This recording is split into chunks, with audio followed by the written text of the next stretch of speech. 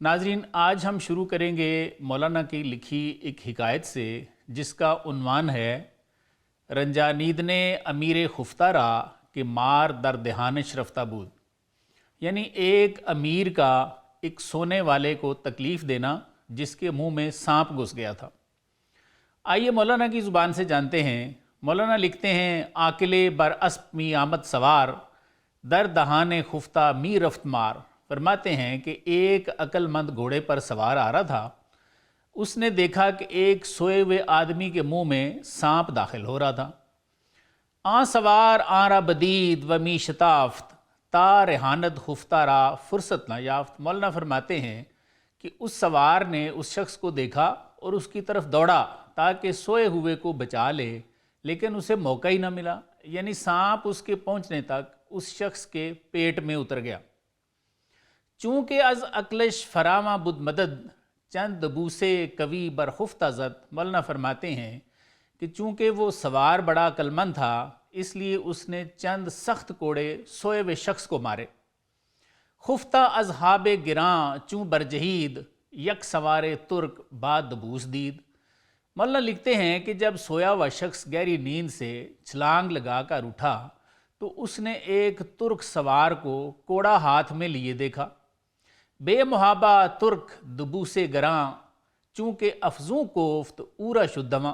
مولانا لکھتے ہیں کہ جب اس ترک سوار نے بلا جھجک اس شخص کو سخت بہت سارے کوڑے مارے تو وہ بھاگ کھڑا ہوا۔ خفتہ ازاں زخم گراں برجست زود، گشت حیراں گفت آیا اینچے بود۔ سونے والا ان سخت چوٹوں سے چھلانگے لگاتا جا رہا تھا اور حیران تھا کہ یہ کیا معاملہ تھا۔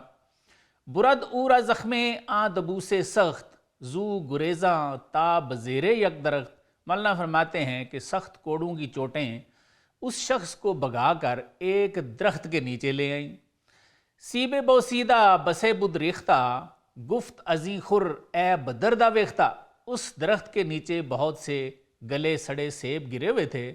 سوار نے اس شخص کے کہا کہ اے درد میں مبتلا، ان میں سے کھاؤ۔ سیب چنا مرد را در خورد داد، کہ از دہانش باز بیرومی فتاد۔ مولانا لکھتے ہیں کہ وہ سوار جو تھا اس نے اس شخص کو اتنے سیب کھلائے کہ وہ اس کے منہ سے باہر نکلنے لگے۔ بانگ میزد کہ اے امیر آخر چرا، قصد من کر دی تو نہ دیدہ جفا۔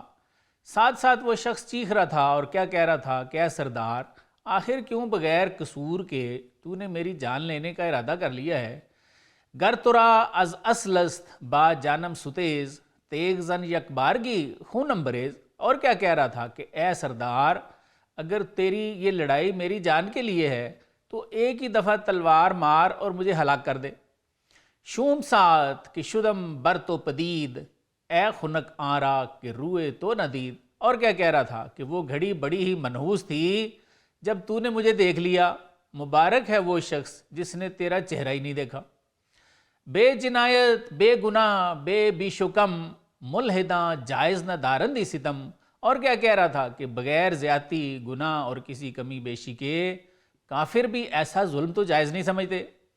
می جہد خون از دہانم با سخن، اے خدا آخر مکاف فاتش تو کن۔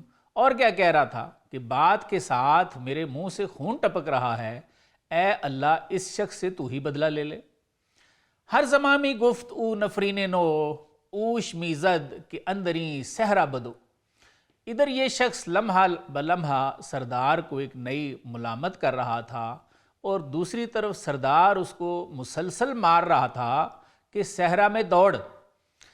زخم دبوس و سوار ہم چوں باد، می دوید و باز بر رومی فتاد۔ مولانا لکھتے ہیں کہ کوڑوں کی چوٹیں اور وہ سوار، سردار ہوا کی طرح اس کے پیچھے تھے اور وہ شخص آگے دوڑتا تھا اور منہ کے بل گر جاتا تھا۔ تا شبانگاہ می کشیدو می کشاد، تا سفرا کے شدن بر و فتاد۔ مولانا لکھتے ہیں کہ رات تک یہ کھینچا تانی ہوتی رہی حتیٰ کہ اس کو سفرا کی قے ہونے لگی۔ زو برآمد خوردہا زشت و نکو، مار با آ خوردہ بیروں جست ازو۔ مولانا لکھتے ہیں کہ کیسے اس شخص کے اندر سے جو کچھ اس نے اچھا برا کھایا تھا باہر نکلنے لگا اور اس طرح اس کے کھائے پیے کے ساتھ ہی سانپ بھی اندر سے باہر آ گیا۔ چوں بدید از خود بیرون آ مار را، سجدہ آورد آ نکو کردار را، یعنی جب اس شخص نے اپنے پیٹ سے اس نکلے ہوئے سانپ کو دیکھا تو اس نیک کردار کے سامنے اپنا سر رکھ دیا۔ گفت تو خود جبریل رحمتی یا خدا وندو ولی نعمتی، کہنے لگا تو رحمت کا کوئی فرشتہ ہے یا میرا آقا ہے یا میرا ولی نعمت ہے جس نے مجھے موت سے نجات دلائی ہے۔ اے مبارک ساتے کہ دیدیم مردہ بودم جانے نو بخشی دیم، اس شخص نے کہا کہ مبارک گھڑی تھی کہ آپ نے مجھے اس حالت میں دیکھ لیا، ورنہ میں مر جاتا، آپ نے تو مجھے از سر نو جان بخشی ہے۔ افوکن اے خوب روئے خوب کار، آنچ گفتم از جنون اندر گزار، کہنے لگا اے خوبصورت خوب سیرت، معاف کر دے، پاگل پن سے میں نے جو کچھ تجھے کہا اس سے درگزر کر لے۔ لیک خاموش کردہ می آشوفتی، خام شانہ برسرم می کوفتی، کہنے لگا لیکن آپ بھی تو چپ چاپ ناراضگی ظاہر کر رہے تھے اور چپ چاپ میرے سر پہ چوٹے مارے جا رہے تھے۔ مرا جویاں مثالے مادراں، من گریزاں از تما نندے خراں، اور کیا کہنے لگا کہ آپ مجھے ماؤں کی طرح ڈھونڈ رہے تھے اور میں آپ سے گدھوں کی طرح بھاگ رہا تھا۔ ہر گریزاں از خداوند از خری، صاحبش در پئے از نیکو اختری، اور کہنے لگا کہ گدھا اپنے آقا سے گدھے پن کی وجہ سے بھاگتا ہے اور اس کا آقا اپنی نیک بختی کی وجہ سے اس کے پیچھے ہوتا ہے۔ نہ از پئے سود و زیاں می جو اندش، لیک تا گرگش نہ درد یا ددش، کہنے لگا آقا اسے اپنے نفع و نقصان کے لیے نہیں ڈھونڈتا بلکہ اس لیے ڈھونڈتا ہے کہ اسے کوئی بھیڑیا یا کوئی درندہ پھاڑ نہ دے۔ اس سے آگے اب اس سردار کی گفتگو شروع ہوتی ہے جس کو یہ شخص کہہ رہا تھا کہ آپ بھی تو مجھے چپ چاپ ہی مارتے جا رہے تھے، آپ نے بتانا تو تھا کہ میرے اندر سانپ ہے۔ گفت اگر من گفت میں رمز ازاں، زہرا تو آپ گشتے در زماں، سردار نے کہا اگر میں تجھے تھوڑا سا بھی بتا دیتا نا تو فوراً تیرا پتا پانی ہو جاتا۔ گر ترا می گفت میں اوصاف مار، ترس از جانت بر آوردے دمار، یعنی سردار نے کہا کہ اگر میں تجھ سے سانپ کی بات کہہ دیتا نا تو خوف تیری جان ہی نکال دیتا۔ مر ترا نئے قوت خوردن بدے، نئے راہ و پروائے کہہ کردن بدے، سردار نے مزید کہا کہ نہ تجھ میں کھانے کی طاقت رہتی نہ کیا کرنے کی راہ اور پرواہ رہتی۔ می شنیدم فحش و خر می راندم، رب یسر زیر لب می خواندم، سردار نے کہا کہ اس لیے میں تیری بری باتیں سنتا رہا اور کام چلاتا رہا اور آہستہ آہستہ رب یسر پڑھتا رہا کہ یعنی اے اللہ میرے کام کو آسان کر دے۔ سردار نے مزید کہا مصطفیٰ فرمود اگر گویم براست، شرح آ دشمن کے در جانے شماست، یعنی سردار نے کہا کہ حضور صلی اللہ علیہ وآلہ وسلم نے بھی فرمایا ہے کہ اگر میں صاف صاف کہہ دوں نا اس دشمن یعنی ابلیس کی تفصیل جو تمہارے اندر ہے، زہرا ہائے پر دلاں برہم درد، نئے رود راہ نئے غمے کارے خورد، تو فرمایا بہادروں کے پتے پھاڑ دے، نہ کوئی راستہ چلے نہ کسی کام کی فکر کرے۔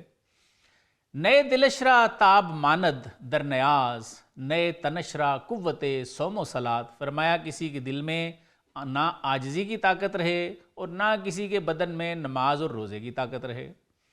اندروں نئے ہیلا ماند رے روش، پس کنم نا گفتتا من پرورش، یعنی حضور صلی اللہ علیہ وآلہ وسلم نے مزید فرمایا کہ نہ کسی میں کوئی تدبیر رہے نہ چال، میں تو بغیر بتائے ہوئے تمہاری تربیت کرتا رہتا ہوں۔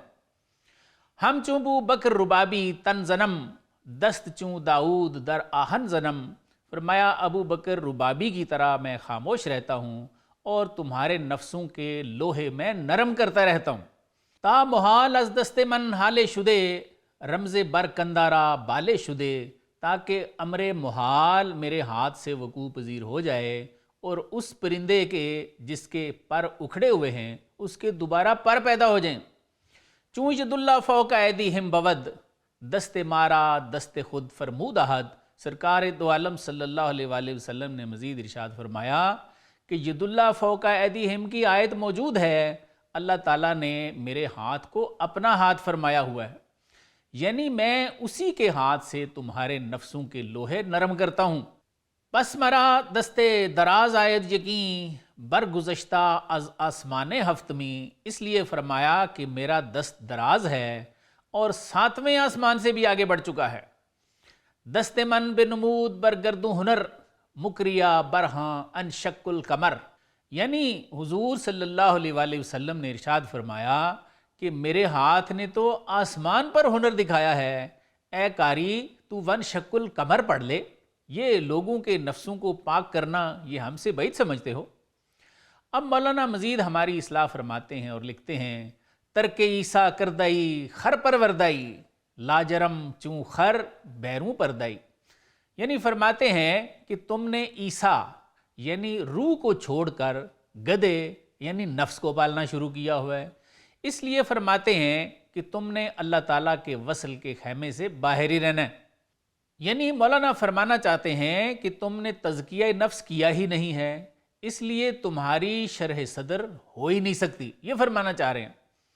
آگے پھر ہم جیسے نفس پرستوں کو رگڑتے ہیں اور لکھتے ہیں، تال عیسیٰ است علم معرفت، تال خرنیست اے تو خر صفت، یعنی فرماتے ہیں کہ معرفت تو عیسیٰ یعنی روح کا حصہ ہے، ارے گدو یہ معرفت گدے یعنی نفس کو تھوڑی ملتی ہے۔ آگے پھر لکھتے ہیں، نالائے خر بشنوی رحم آیدت، پس نادانی خرخری فرمایدت، فرماتے ہیں کہ تم گدے کا رونا سنتے ہو تو تمہیں اس پر ترس آ جاتا ہے، یعنی اس کی خواہش پوری کر دیتے ہو، اور یہ بھول جاتے ہو کہ گدھا تو گدھے پن پر ہی آمادہ کرتا ہے۔ آگے کیا لکھتے ہیں، رحم بر عیسیٰ کن و بر خر مکن، تب آرا بر عقل خود سرور مکن، فرماتے ہیں کہ رحم عیسیٰ یعنی اپنی روح پہ کر، اپنے گدے یعنی نفس پر نہ کر، اور اپنی طبیعت کو اپنی عقل پر سردار نہ بنا۔ یہ بڑے ہی خاص کلام ہے۔ سالہا خر بندہ بودی بس بود، زاں کے خر بندہ از خر واپس بود، فرماتے ہیں سالہا سال گزر گئے ہیں، تم اپنے گدے یعنی نفس کی خدمت میں لگے ہوئے ہو، تو فرماتے ہیں میں تمہیں اتنا بتا دوں کہ گدے کا خادم گدے سے بھی پیچھے ہوتا ہے۔ میں آخری شعر پڑھنے جا رہا ہوں جس میں مولانا نے ہمیں یہ بھی بتا دیا ہے کہ ہمارے گدے پالنے کی وجہ کیا ہے۔ فرماتے ہیں کہ صحابہ کے برعکس جن میں انعمتا علیہم کے سردار یعنی حضور صلی اللہ علیہ وآلہ وسلم موجود تھے، تو فرماتے ہیں ہمارا حال دیکھو، ہمارا حال کیسا ہے۔ کیا فرماتے ہیں، تو نداری بندائے خاص خدا، لاجرم خر پروریست شغل ترا، فرماتے ہیں کہ تم اپنے درمیان کوئی اللہ کا خاص بندہ رکھتے ہی نہیں ہو، یعنی نہ اس پہ ایمان رکھتے ہو نہ اس کی صحبت اختیار کرتے ہو، اس لیے فرماتے ہیں کہ لا محالہ تمہارا شغل خر پروری یعنی اپنا گدھا ہی پالنا ہے، اپنا نفس ہی پالنا ہے۔ اس حکایت کے اسباق پر اگر ایک نظر ڈالی جائے تو مولانا ہمیں پہلا سبق یہ دیتے ہیں کہ جس طرح اس شخص کے اندر سانپ چلا گیا، ہمارے اندر بھی ایک سانپ نفس موجود ہے جو اسی سانپ کی طرح ہمارا دشمن ہے۔ دوسرا سبق یہ دیتے ہیں کہ اس سانپ کو بھی ایک باہر والے شخص نے مارا، اور ہمارے اندر جو نفس کا سانپ ہے، مولانا فرماتے ہیں کہ اس کے لیے بھی کسی کی مدد درکار ہے۔ اور پھر حضور صلی اللہ علیہ وآلہ وسلم کی مثال دیتے ہیں کہ آپ فرماتے کہ تمہاری جانوں کے اندر بھی ایک تمہارا دشمن ہے، اور فرمایا کہ میں تمہارے اس لوہے جیسے نفس کو حضرت داؤد علیہ السلام کی طرح نرم کرتا رہتا ہوں۔ پھر ہمیں سمجھانے کے لیے کچھ مزید مثالیں بھی دیں کہ اللہ تعالیٰ نے قرآن میں میرے ہاتھ کو اپنا ہاتھ فرمایا ہوا ہے، اور وہ ہاتھ جو اللہ کا ہاتھ بن چکا ہے، فرماتے ہیں اس کا جادو تو آسمانوں پہ بھی چلتا ہے، تمہارے نفس کیا چیز ہیں۔ مولانا یہ تمام باتیں ہمیں سنا کے تو پھر فرماتے ہیں کہ برسوں سے تم بھی نفس کا یہ گدھا پال رہے ہو اور بڑے سکون میں بھی ہو۔ پھر آپ فرماتے ہیں کہ میری دو باتیں غور سے سن لو۔ ایک یہ کہ جو گدھے کو پالنے والا ہے، فرماتے ہیں وہ ہمیشہ گدھے کے پیچھے ہوتا ہے اور اسی منزل پہ پہنچتا ہے جس پر گدھا پہنچتا ہے، لیکن فرماتے ہیں کہ غور سے سنو، وہ گدھے کے چونکہ پیچھے ہوتا ہے اس لیے گدھے کے بھی بعد پہنچتا ہے۔ مولانا نے ہم جیسے تمام نفس پرستوں پہ یہ بڑی سخت چوٹ کی ہے، یعنی آپ فرمانا یہ چاہ رہے ہیں کہ جو نفس پرست ہیں وہ گدھے سے بھی بدتر ہیں۔ اور دوسری خاص بات یہ فرمائی کہ جس میں تو خلاصہ ہی بیان کر دیا حضرت نے کہ میں تمہیں وجہ بھی بیان کر دوں کہ تم یہ گدے کیوں پال رہے ہو؟ فرماتے ہیں تو نداری بندائے خاص خدا، لاجرم خر پروریس شغل ترا، یعنی فرمایا کہ تمہارے درمیان اولیاء پر عدم ایمان کی وجہ سے کوئی اللہ کا خاص بندہ ہوتا ہی نہیں ہے، جیسے صحابہ میں حضور صلی اللہ علیہ وآلہ وسلم موجود ہوتے تھے۔ فرماتے ہیں لا محالہ تم نے گدے یعنی نفس ہی پالنے ہیں۔ اس پہ ضرور ہمیں سوچنا چاہیے۔ ناظرین ایک چھوٹا سا وقفہ لیں گے، وقفے کے بعد دیکھیں گے کہ مولانا نے مزید ہمارے لیے کیا لکھا ہے۔